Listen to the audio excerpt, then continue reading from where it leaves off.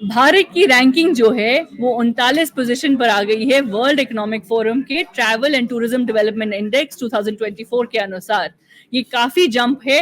54th position थी भारत की 2021 में, और ये साउथ एशिया में जो है भारत टॉप परफॉर्मर है इस इंडेक्स के अनुसार। तो ये काफी बड़ा जंप है, और इस सबको डिकोड करने के लिए कि ये सर्ज क्यों हुआ, ये इंडस्ट्री में ये इंडेक्स क्यों बढ़ रही है, हमारे साथ है सुभाष गोयल, ये चेयरमैन है aviation travel and tourism committee Indian chamber of commerce में। बहुत धन्यवाद आपके समय के लिए। सबसे पहले जो लोग घर पे बैठ के ये सोच रहे हैं कि देखिए ये इंडेक्स में इतना बड़ा जंप क्यों आया है, भारत की पोजीशन जो है वर्ल्ड इकोनॉमिक फोरम के इंडेक्स के अनुसार इतनी ज्यादा क्यों बढ़ी है, आप उनको क्या कहना चाहेंगे? देखिए, इसके 3 कारण हैं। पहला कारण ये है कि इस टाइम इंडियन इकोनॉमी जो है वो बहुत ज़बरदस्त तरक्की कर रही है। हम 5वीं लार्जेस्ट इकोनॉमी है वर्ल्ड में, और कुछ सालों में हम तीसरी लार्जेस्ट इकोनॉमी हो जाएंगे। तो ये एक बहुत बिजनेस ट्रैवल जिसे कह सकते हैं वो बूम कर रहा है। बहुत लोग आ रहे हैं एक्सप्लोर करने, अपॉर्चुनिटीज़ क्या है और भारत में इन्वेस्ट करा जाए या ना करा जाए। तो इसके लिए एक तो ये ट्रैवल बूम है। दूसरा, जब से अयोध्या का मंदिर बना है तो जो NRIs हैं they are holding foreign passports, but फिर भी वो आ रहे हैं।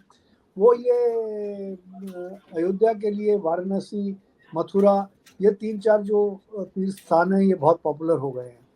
सिखों के भी जो 5 तख्त हैं वहाँ पे लोग भी काफ़ी आ रहे हैं। तो रिलीजियस टूरिज्म मैं दूसरा कारण इसका समझता हूँ।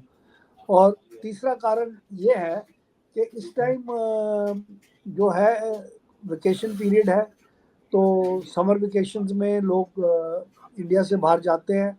हमारे कोर्ट्स भी बंद हैं, और जून में तो जो लॉयर्स हैं और लीगल प्रोफेशन के लोग हैं उनका भी ट्रैवलिंग शुरू हो जाएगा। तो ये 2-3 मेन कारण हैं। एक कारण और है कि इंडिया की जो मेडिकल सर्विसेज हैं वो बहुत वर्ल्ड क्लास है, और वह 1/4 कीमत में वहाँ ट्रीटमेंट मिलता है। तो मेडिकल टूरिज्म में भी बहुत लोग आ रहे हैं। तो ये 3-4 कारण हैं जिनकी वजह से हम 39th पोजीशन पे पहुंचे हैं। पर मैं ये भी कहना चाहूँगा कि हमें दुनिया के 5 टॉप स्थानों में होना चाहिए, क्योंकि इंडिया के मुकाबले की कोई और देश है नहीं। क्योंकि 4 धर्मों का जन्म स्थान है, हिंदुइज्म, बुद्धिज्म, सिखिज्म, जैनिज्म। और हमारा सबसे ऊंचा हिमालय पर्वत है, 7,500 किलोमीटर की कोस्ट लाइन है, वर्ल्ड बेस्ट बीचेस हैं। तो मेरा कहना ये है कि अगर हम डिजिटल मार्केटिंग और सोशल मीडिया मार्केटिंग और एग्रेसिवली करें तो हम आगे पहुंच सकते हैं। दूसरा, हमारे इस टाइम एयर सीट्स लिमिटेड है इंडिया आने के लिए। तो हम अगर ओपन स्काई करें और नए एयरलाइंस जो आएंगी वो अपना रूट वायबल करने के लिए वो अपने भारत की पब्लिसिटी करेंगी, और वो उससे काफ़ी फ़र्क पड़ेगा। और तीसरा ये है, जो हमने tourist offices, overseas tourist offices बंद करे हैं, हमें इमीडिएटली मार्केटिंग एजेंट्स अपॉइंट कर देने चाहिए जितनी हमारी सोर्स मार्केट्स हैं।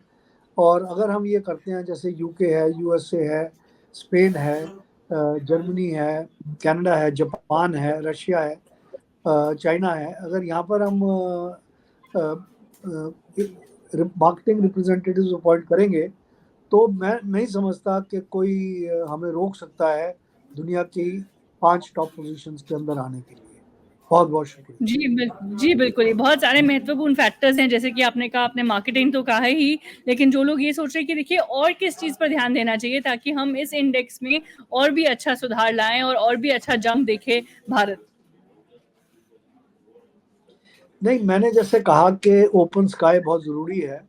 और तीसरा, क्योंकि जो स्टेट्स हैं उनको अपने आप में मार्केटिंग बहुत ज़रूरी एग्रेसिवली करनी चाहिए, क्योंकि इस टाइम 3-4 स्टेट्स ही कर रहे हैं। जैसे केरला, गॉड्स ओन कंट्री, तो केरला ने अपने आप को मशहूर कर लिया है for massages and for Ayurveda and all that. आप अपनी आंखें बंद करें और गोवा के बारे में सोचें तो आपको बीचेस और कार्निवल वगैरह नज़र आता है। इसी तरीके से आप राजस्थान में आंखें बंद करके सोचें तो आपको फोर्ट्स, पैलेसेस और महाराजा नज़र आएंगे। तो कश्मीर के बारे में आप सोचेंगे तो आपको डल लेक, शिकाराज और पहाड़ नज़र आएंगे। तो इसी तरीके से उत्तराखंड, मध्य प्रदेश और जितने भी हमारे स्टेट्स हैं, हर स्टेट में कुछ ना कुछ यूनिक है, उनको अपनी ब्रांड बनाना चाहिए और यूनिक मार्केटिंग करनी चाहिए और international flights directly state Capitals में आए। अभी हमारी कंट्री में 14 इंटरनेशनल एयरपोर्ट्स हैं और इस गवर्नमेंट ने काफ़ी सारे और इंटरनेशनल एयरपोर्ट्स बनाए हैं। तो मैं चाहता हूँ कि हर स्टेट में एक इंटरनेशनल एयरपोर्ट हो और डायरेक्ट पूरी वर्ल्ड से वहाँ पर ट्रैफिक राइट्स मिलें और लोग आएँ। तो इससे बहुत ज़्यादा टूरिज़्म बढ़ सकता है, क्योंकि इस देश का पोटेंशियल इतना ज़बरदस्त है जो दुनिया में और किसी देश का नहीं है। जी, बिल्कुल, जैसे कि आपने बहुत अच्छे से समझाया कि हमारा इतना कल्चरली और हेरिटेज वाइज़ हम इतने डाइवर्स हैं। जैसे कि आपने कहा एक ही भारत में अलग-अलग शहरों में, अलग-अलग स्टेट्स में अगर आप सोचेंगे, तो आप क्या ही पोटेंशियल अचीव कर सकते हैं इस सेक्टर में। अब जो युवा ये देख रहे हैं कि देखिए इस सेक्टर में ट्रैवल और टूरिज़्म सेक्टर में अगर हम देखें कि नौकरियाँ जो हैं, रोज़गारी जो है, काफ़ी ज़्यादा जनरेट हो सकती है, ऐसा लेटेस्ट रिपोर्ट्स के अनुसार भी आया है। उनको आप क्या मैसेज देना चाहेंगे? उनको क्या फ़ोकस करना चाहिए? किन चीज़ों पर फ़ोकस करना चाहिए कि आगे जाके वो इस सेक्टर का हिस्सा बन सकें? देखिए इस टाइम ना तो फैक्ट्रीज़ के अंदर जॉब्स हैं, क्योंकि कंप्यूटराइज़ेशन और आर्टिफ़िशियल इंटेलिजेंस और रोबोटिक्स आ गया है। हमारे फार्म्स में भी पहले एग्रीकल्चर सबसे बड़ा एम्प्लॉयमेंट जनरेटर होता था, वहाँ पर भी मैकेनाइजेशन हो गया है। तो इस टाइम टूरिज़्म एक लेबर इंटेंसिव इंडस्ट्री है, क्योंकि ये एक सर्विस इंडस्ट्री है और हर 9वीं रोज़गार जो पैदा होगा आने वाले दिनों में, वो इस इंडस्ट्री में होगा। तो इस इंडस्ट्री में बहुत अपॉर्चुनिटीज़ आने वाली हैं, सिर्फ टूरिज़्म में ही नहीं, एयरलाइंस में और टूरिज़्म दोनों को मिला के आने वाले दिनों में मिलियंस ऑफ जॉब्स आएंगे। पर अगर आपने एक्सेल करना है तो सिर्फ ये नहीं कि आपने कोर्स कर लिया टूरिज़्म का या एमबीए टूरिज़्म कर लिया, वो अनफ है। ये बहुत ज़्यादा कॉम्पिटिटिव वर्ल्ड है, इसमें हर आदमी को दूसरे से कॉम्पीट करना है। तो इसमें मेरी सजेशन ये रहेगी कि आप digital marketing, social media marketing और अपनी पढ़ाई के अलावा ये एक एक्स्ट्रा नॉलेज जितनी आपके पास रोबोटिक्स की या एआई आर्टिफिशियल इंटेलिजेंस की आप कर सकते हैं, क्योंकि फ्यूचर में टूरिज़्म इंडस्ट्री और बाकी इंडस्ट्रीज सारी आर्टिफिशियल इंटेलिजेंस से और इससे ड्राइव करेंगी। दूसरा मेरा सजेशन ये है कि आप कोई भी फॉरेन लैंग्वेज ज़रूर करें, क्योंकि देखिए इंग्लिश स्पीकिंग वर्ल्ड तो है ही। इंग्लिश तो भारत में इंग्लैंड से ज़्यादा लोग इंग्लिश बोलते हैं, पर हमें स्पेनिश है, जर्मन है, जापानीज़ है, चाइनीज़ है, तो ये लैंग्वेजेस, कोरियन है, ये लैंग्वेजेस बहुत ज़रूरी हैं। फ्रेंच और जर्मन तो लोग कर रहे हैं, इटालियन है।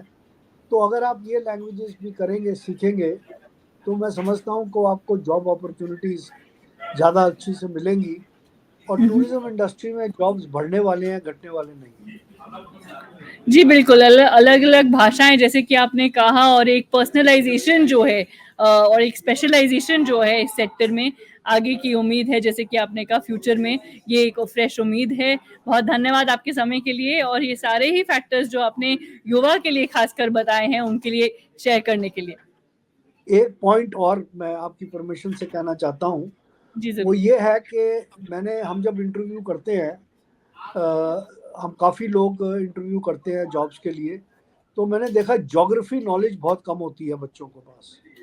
तो आपको इंडिया का मैप, इंडिया के कैपिटल्स, इंडिया के स्टेट्स रटे होने चाहिए और वर्ल्ड के, अफ्रीका के जितने कैपिटल्स हैं, लैटिन अमेरिका के, एशिया के, तो ये सारी ज्योग्राफी आपके दिमाग में होनी चाहिए, क्योंकि अगर किसी ने भी कहीं से आना है या जाना है, तो आप उनको, अगर आपको ज्योग्राफी नॉलेज नहीं है तो आप उनको गाइड नहीं कर सकेंगे प्रॉपर्ली। तो फॉरेन लैंग्वेजेस, ज्योग्राफी और digital and social media marketing, ये सारी चीज़ें आप करेंगे तो आप ज़रूर तरक्की करेंगे और बहुत सारी जॉब अपॉर्चुनिटीज़ हैं। Thank you. जी।